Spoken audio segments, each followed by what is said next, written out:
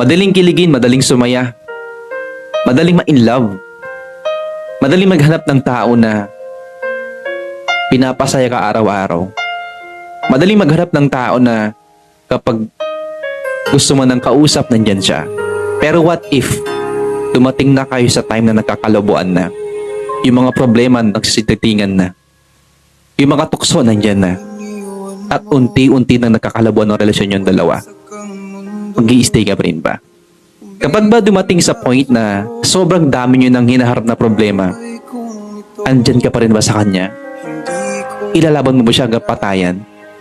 Mag-i-stick ba kayo sa relationship nyo? Tuto pa rin nyo ba lahat ng mga pangako nyo? Bihira lang talaga makahanap ng taong seryoso. Madaling maghanap, pero mahirap talaga kapag mag-i-stay ka. Pero kapag yung tao nag-stay sa'yo,